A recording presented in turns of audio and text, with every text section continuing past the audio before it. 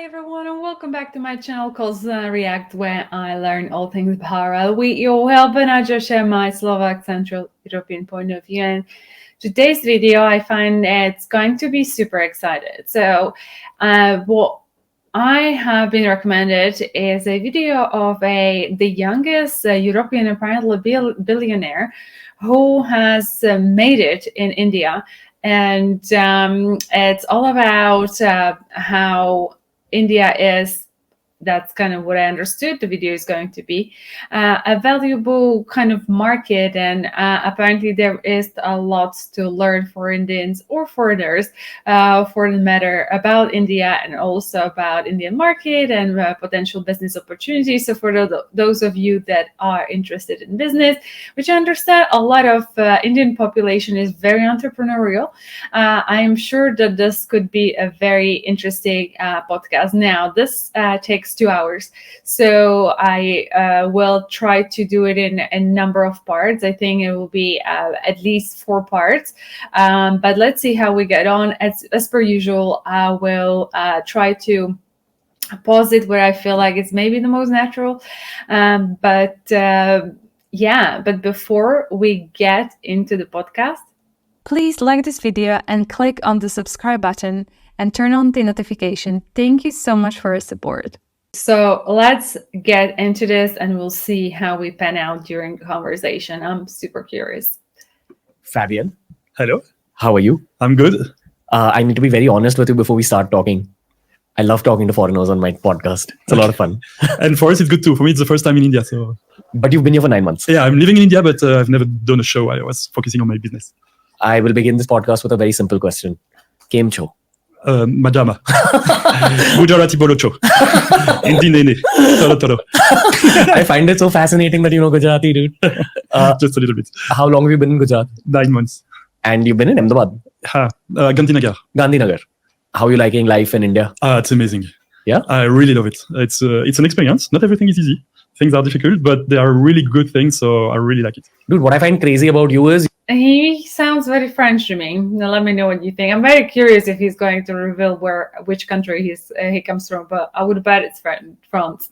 You've had a 20-year entrepreneurial career, then you've traveled all over the world, and now you're targeting India as a place for expansion. And yes. You're the founder of your startup, but the founder himself is now sitting in India to try to expand into this market. Yeah, even the people, so I come from Belgium, even the people of Belgium don't understand why I came to India. I had to explain them. They are calling me the slumdog billionaire because they're imaging India like, because they don't know, of course. Yeah. But I'm really glad I did it because the business has been amazing. Experience has been very good for the family. So it's really good. Okay. What else? Tell me about your life. How's a day in your life in India? It's great, depending. There are some good and bad stuff. The worst is the weather. I mean, the summer is just crazy in India. Too hot? It's way too hot. For me, in Belgium today, it's like minus 10 degrees Celsius. So when you get the summer at 45, 50 plus, in India, it's very hot, very difficult. But what I like about India is, you live with nature, with animals. In Europe, you don't have animals in the street anymore. Even of course, you don't have cows and dogs, but even birds, there are so less birds compared to here. So it's a nice feeling to live with nature and animals. That's what you notice here, that there's more... Yes, the first thing you notice in the street, when you walk in the street, second thing is there are way too many people. Yeah, fair. Yeah, but I think you get the opposite. If you go to Europe, you probably feel alone and in danger because there is not that much people around you. Danger depends on where you are in Europe, but you do feel in a very positive way isolated, which actually calms down your head. Like it's one of my favorite places to travel to because I know when I come back, I'm going to be very relaxed. So it's a very relaxing place. That's what I'll say about Europe. I find it crazy that you're actually thinking about staying in India for a long time. Yes. What's in your mind? What's in your heart about like staying here? So I came for the business. We went to a point where for Odoo, what we get in India was not mature enough. We had a lot of activities, a lot of partners. We had something like 40,000 developers on our software on Odoo in India, but they were not selling on the Indian market. They were selling in the US and in Europe. So it was for me like a big opportunity that we didn't tap in.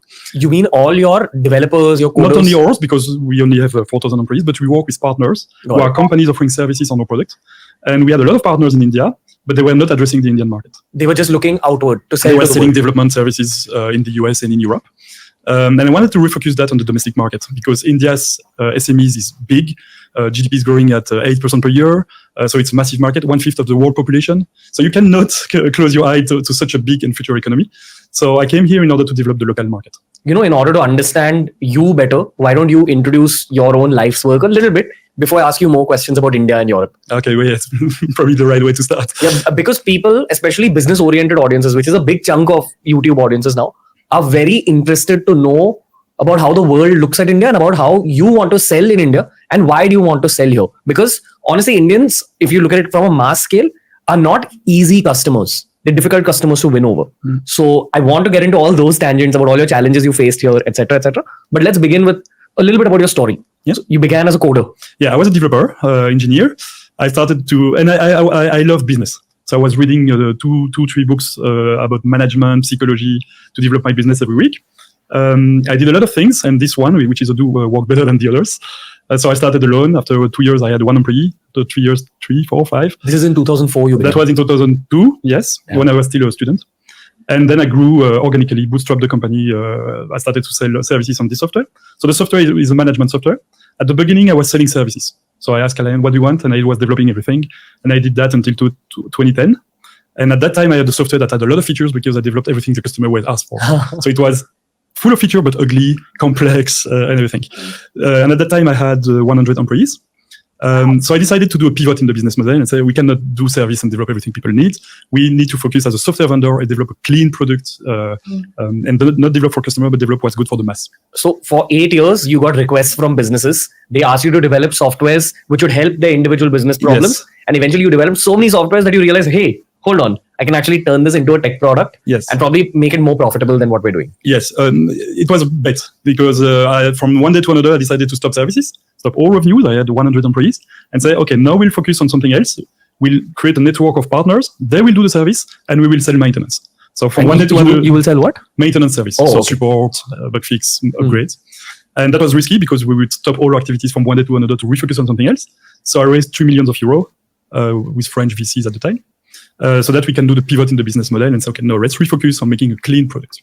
You see, he's a French. You know, like in Belgium, you have people that speak French and people that speak Flemish. So even though I didn't get it quite right, but the accent does not lie. And that's when the adventure of Odoo started. The mindset has always been the same. It's to develop business apps to help companies be more efficient, more productive. Correct. From a first-time entrepreneur's perspective, what I'd like to say is that a first-time entrepreneur has a lot of random business challenges that you don't anticipate in like accounting, like HR management, and the list goes on. So your software handles all those miscellaneous business problems as well. Yeah. So what is Odoo today? It's a suite of business apps. We have applications for pretty much everything SMEs need. Wow. Like you need an accounting software, we have one. A CRM, we have one. You need to create a website, we have a website builder. You need an inventory management software with barcode scanner, and you receive, deliver, we have one app. And if you put all these apps together, you have a fully integrated company. And that's what we do. We offer tools to small and mid-sized companies so that they can perform better. What I find crazy about this is that you have a lot of data with you also. So you'll be able to understand how different countries go about business in different ways. Yes. We have 12 million of users. So it's probably the most installed management software out there, ERP at least. And we are active we do accounting for 150 countries. So we are one of the largest spread in terms of different countries. You're a brave guy. I'm just a good worker. As in, you're just a hardworking guy. I'm hardworking. For the first 7 years, I didn't get a single day of holiday for 7 years, and I was working like 14 days, 14 hours a day. Wow. It's not anymore the case. No, Saturday and Sunday I work less, but getting older. You think that plays a role? I think I don't have the same level of energy. Yeah, I feel that already. Between 22 and 30. How old are you? I'm 30. Oh, you have time. But I feel a difference in the energy I felt when I was 22. Yeah, I wait for 40. It's going to be horrible. I'm 44. Really? Yes. How do you look so young, dude? I don't know. It's good to know that I look young. Good genetics. Yes. God, you're a happy guy on the inside. I'm super happy. I love my job. I love my company. I love my product. I'm really happy in life. What are you the happiest about from a business perspective about your whole business career? So what I do like is that what we do is super important because it helps companies, it helps people. We don't do management software for managers or for managing companies. I'm not interested in that. It's not interesting.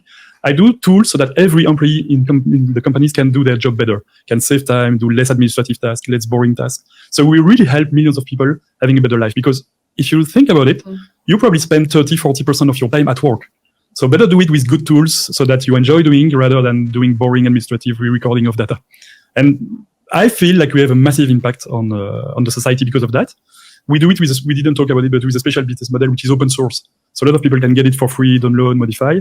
And so we are reaching countries that could not afford that kind of software because it's free. So the impact is really big of what we do. Can you explain what open source means, one? And two, why did you make it open source? Because it's a very different mentality. Like if you have built out a product, if you've built out a software, there has to be an intention behind turning it into an open source software. Yep. Open source is you have kept the software available for the public. Yes. So open source is a license that says instead of constraining the software and say, when you buy my software, you have minimum 10 user, maximum 10 user, you have this. Instead of putting constraints, we put rules so that we guarantee the user that they will be able to use the software for free, get the source code of the software so they can learn it, modify it for free, and all the things will be free forever. So it's like a protection for the user. And the reason I did open source is because I'm passionate about open source since I was a student. I only use myself open source software. So when I developed software, I did it open source. Because you get a template from which you can build upon? No, because I didn't want it to do another model. It was something I'm passionate about that. I think software is knowledge and knowledge should be shared. And I think software is like knowledge should be shared to the world. And I think it's better. It was very hard because when you do a software for free, getting money out of that is really difficult. So it took me maybe 15 years to understand the business model. What is the business model? Nowadays, so I tried everything. I started as a service company, as I explained you. Then I moved to maintenance, selling service like support, upgrade. Didn't work that well. It worked, but after 500 employees, I couldn't. I've had like 7 years close to bankruptcy. So at some point, I said, okay, I have to change. My passion about open source is good, but at some point, it's good to remain alive too. And so now the business model that works is what we call open core. And an open core business model is where you have 80% of the applications are free and open source. And we add 20% of application where you have to pay for. Freemium. It's like a freemium, but it's like two different products. Some people can just use the open source one and others can use what we call a Do Enterprise, which is the full version. That's the one which is working for you right now? Yes. For example, if you need a CRM, it's open source, it's free. You need a website, free and open source. You need inventory, sales, purchase, it's free and open source. You need accounting, you will have to pay the accounting version because it's only in the paid version. So people gain trust in your software from the free part and then they're like, oh, this is a good software, design is great, functionality is great, let me pay for like this additional. Yes, some do that, 10%, 90% doesn't pay, never pay. But the best is the word of mouth. You know, when you build a company, the most difficult part is marketing, word of mouth, building a big audience of users. And the good thing when you are free is that you quickly get millions of users. And even though they will never pay, some of them, what they will do is bring you more customer. Because they will tell to their friend, this software is great, I'm using it every day, you should check it. And maybe one of them will pay. So based on those 10% parts of your software that are actually premium, which people pay for, you're supporting the whole business. Yes. Including the 90% which is free. Yes. For me, it was a very philosophical problem because I was passionate about open source and I did not want to sell proprietary source of software. I was against that. But it was a very bad decision. It was a very bad mindset because at the time I had something like maybe 100 developers maximum. I couldn't pay more. And now that I have 10% non-open source or 20% non-open source, 80% open source, I can afford paying hundreds of developers. So I contribute way more to the open source world than what I did before, even though I'm not 100% open source today. So it's something I didn't understand. It took me years because I refused that. But once I did that, I switched the business model and then the company started to skyrocket. You know, there's a lot of lessons that Indian entrepreneurs, young Indian entrepreneurs can actually learn from this in terms of your selling to the world. Here a lot of us have dreams about selling to the world as well, but I don't think we're educated in that aspect. In terms of if you've built out something in India, how do you ensure that someone sitting in Britain or Nigeria or Brazil would actually use your stuff? So you've had an expansion outside your own country, right? Yes. You know, we are Belgians. Belgium is nothing. It's 10 million of people. So by nature, if you want to do business, we are forced to export because our market is nothing. You don't have the same issue in India, but you have also a strong incentive to export. In software, it's easy. It's just build the best software. The reason Odoo works is we have the best. We have the best CRM. We have a modern website builder, much better than WordPress or Zoho or Shopify. And we build the best. It took us 20 years, but once you get the best, software is like compound interest. You build and you build and you build. Wow. Everywhere it gets better and better and better. And the revenue you get from the software increase exponentially based on what you build. It's like creating a massive asset that is generating more and more revenue over the years. But it takes time. It takes a lot of time because in order to be the best, you have to develop and develop and develop. Especially in open source. In open source, it's very hard because, you know, in proprietary software, when you sell the software on a license, you can have a lot of competitors. And then they will all differentiate themselves. Open source is like a transparent market. It's like, because it's free, everyone will test before buying. So they test, they play with it. And so everyone will choose the best product. So in the open source, it's a winner takes all market. There is one winner, but no second player. And that is very hard. So it requires for you to invest a lot in research and development in order to build the best product. And before you are not the best, you get just small amounts. But once you are the number one, you have a consolidation effect where everyone looks at you and you grow faster. And to further your consolidation and your profits, you basically have to play a numbers game. You need more and more people to use your free of cost stuff. And because it's open core model, I cannot charge as much as the other. The big ERPs like Microsoft Dynamics, SAP, Oracle, NetSuite, they charge a lot, like $180 per user per month. They can because they charge for the full amount of the software. For us, it's different. We have 80% which is open source and only 20% which is proprietary. So if we charge the full amount, people will say, oh, for 20% less, I can get everything for free. So I won't buy that. Our main competitors is yourself, is our open source product.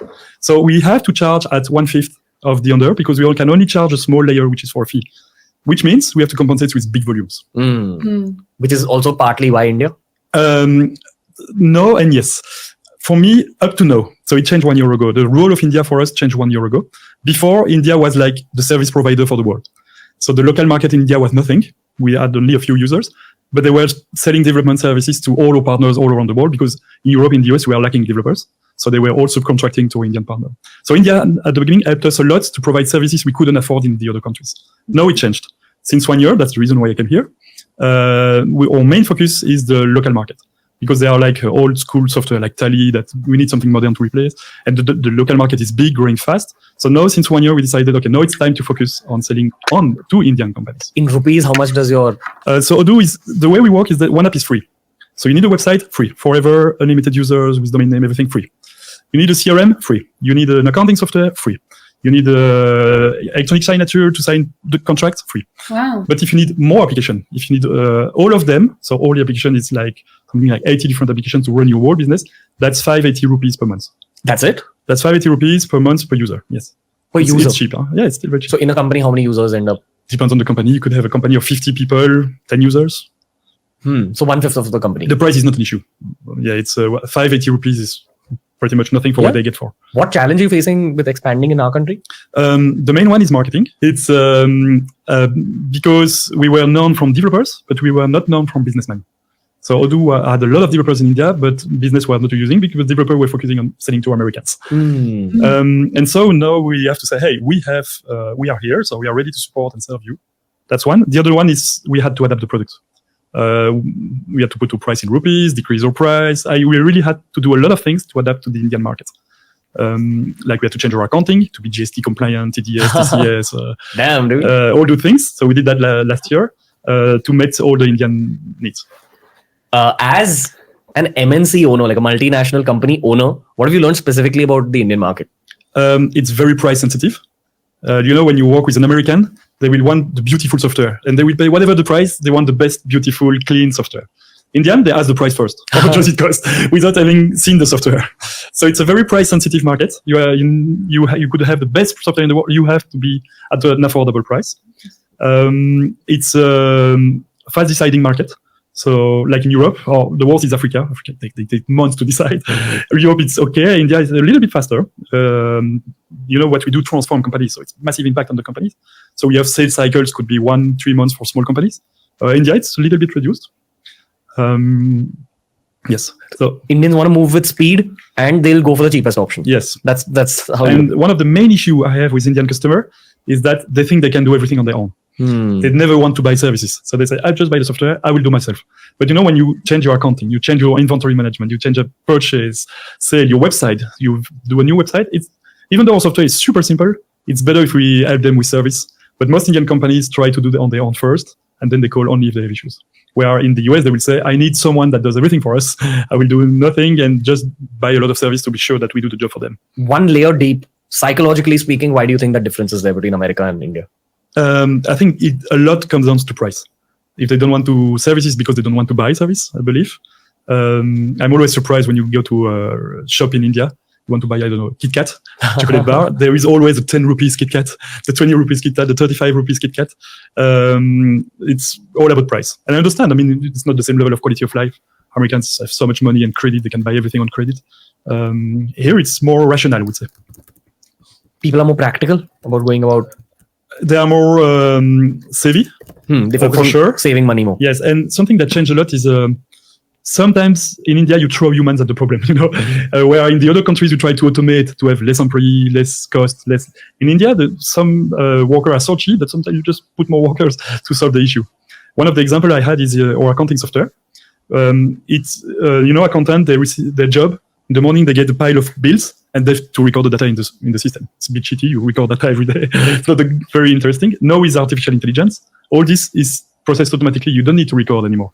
You just put that in the scanner and 98% is recorded automatically for you. Only 2% you have to check. And so we do that in Europe, in US, massive success. Everyone loved it because they have less time to record, more time to validate. The accountant can do tax optimization, interesting things rather than recording data. And then I came to India and showed that to accountant. And accountant were doing the math. Our system at the time were costing 6 rupees per bill, which for me was nothing. And then they do the math. One accountant cost me this, and then they do how many? It cost me 3 rupees to record manually in the system. Why would I use your artificial intelligence that costs 8 rupees? So they prefer to pay people to record manually. And that's one of the examples where we had to change. I had to say, okay, no, this is free. Artificial intelligence or your vendor bills to record automatically. We had to put it free in India. Otherwise, they would just put small hands doing it. I'll give you like the Indian startup entrepreneurship perspective. Again, it's about cost saving, because I think Indians have learned now that successful startups are built out of being profitable and not just raising money. Yeah. So everyone's trying to bootstrap, and we know that our advantage is that there's a big population. So you can get work done for cheap through human beings. I think that's the big mentality difference. Yeah. You have this capacity of having affordable jobs. Yeah. But what Americans are understanding and Indians don't is that sometimes having the right tool, like a beautiful website instead of a shitty website, or a quotation that looks nice, improve your conversion rate on sales. These are the things that sometimes India are too sensitive to the cost and miss the leverage to sales. Things that they can do that would improve their sales. Yeah, I agree with this. Like, there's too much of a focus on saving money, and not focus on like creating a beautiful front or an efficient service support or efficient operation. It's probably also because like just generally, so I feel we've got independence like 75 years ago, and only in the last 4-5 years am I really seeing a drastic change in India because the internet reached the rest of India. So people are getting education about how the world works. Even with this podcast, I'm sure we're going to have listeners who don't speak English but understand English, and they're just tuning in to see what a European is saying about the country so that they can learn. So India's like learning all these things, but the focus is totally about saving money. Yeah, which in some point is good. That's the reason why they can afford development service to the US and the Europe. But in some point, they have so much to win to understand how to make an efficient business with quality support, quality tools, good website. If Indian companies understand that, then they can skyrocket because it doesn't cost too much today. Yeah. Also, if Indian companies follow what you're saying in terms of efficient service, good looks in terms of the UI UX, we'll be able to sell abroad.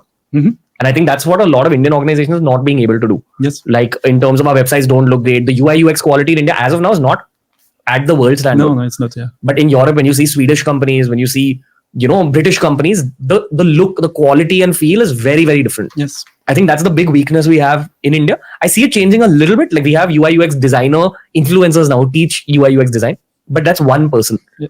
And that's why. Okay, I'll just stop here.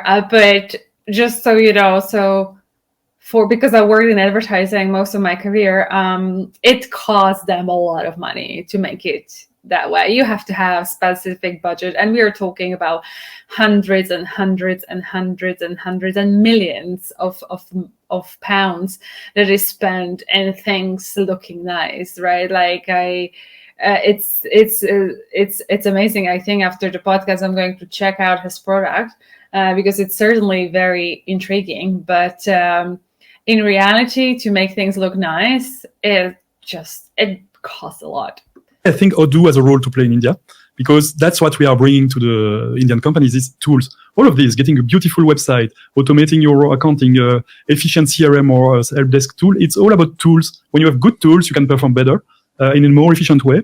And that's exactly what we do. So that's why I relocated myself to India, is to say, okay, there is a big gap. There will be a big need because Indians are growing fast and understanding very quickly. So a lot of these companies who are doing everything on spreadsheet today, they will need better tools tomorrow. And that's why we are focusing on this market today. What have you learned? Okay, so there was one thing I wanted to think. So because Min had mentioned that, internet has reached. So is everyone just now sitting on the internet and learning these things? Is there like a very strong drive to improve stuff from that point of view? Please do let me know. Until the last 9 months, have you been able to educate people? A lot. When I arrived, we were selling 10 new clients per month 1 year ago. And now the rhythm is we are acquiring 350 new clients per month. Wow. And it's growing like that. So I'm waiting 6 months and we'll be at 1,000 new clients per month. And this is just word of mouth? It's just word of mouth. In my eyes, I think you're doing something very brave, because it's not easy to expand a software business in India for a foreign brand. No, you're wrong. It's easy? It's easy. Really? Yes. Think. I'll tell you where I'm coming from. All my foreigner friends who are trying to set up business in India, they have trouble in understanding the Indian market. Oh, that's for sure. You have to understand them. That's why you need to come here. It wouldn't have never worked if I wouldn't have relocated myself here. Like, you learned You it need as to learn. But Indians are very open. Compare that to China, or very open. It's a democracy. It's very international. A lot of people are speaking English. I mean, all the checkboxes are green in India. What are the checkboxes for you? That English-speaking country, very open to international business, big need of growth, expansion, GDP growing, and so on. These three alone, think 10 years ago, everyone was talking about BRICS. The Brazil, Russia, India, China, the big countries where you need to invest. Brazil, inflation are killing everything. Russia is in war, and rupees have been divided by 3 because of the war. China, impossible for foreigners, because everything's closed, and even if you succeed, the government will catch your company and acquire it. Oh, wow. The only missing countries in the BRIC today is India. So if you have to choose one country to invest, it is India. And if I have to choose a second one, I would pick India too. Really? Yes, there is no other country with that level of opportunities. Wow. Okay. Very good perspective. Yeah. Okay, I'm going to stop. Let me do this. I'm going to stop this video right here. Very interesting. I'm curious what you guys think about this segment of the podcast so far. I find it very fascinating, and because as Ranveer is saying, well, no, India is super difficult market, and he's saying, no, I guess we will reveal why not in the next part. But it is, I think, certainly very brave for anyone to come to a country that is so diverse as India and actually establish a business and establish a successful business. So. Yeah, so what I was just writing notes. It's first of all, I want to know. So, how many of you?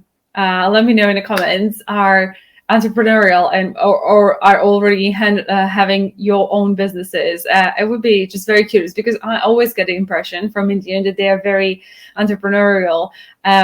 So yeah, let me know. And or if you are actually planning to start your own business, because. For the last 10 years, I was trying to start my own business, but there's always something that happens in my life that I'm not able to do what I really want to do.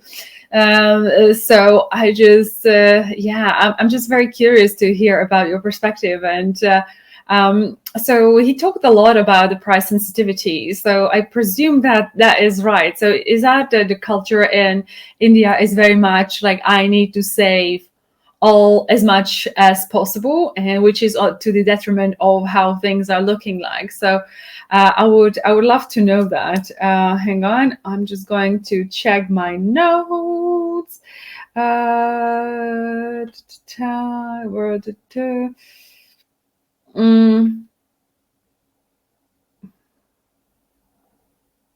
the road. Not yeah, the whole, I can't, you know what the problem is, I can't read after myself when I write fast. So so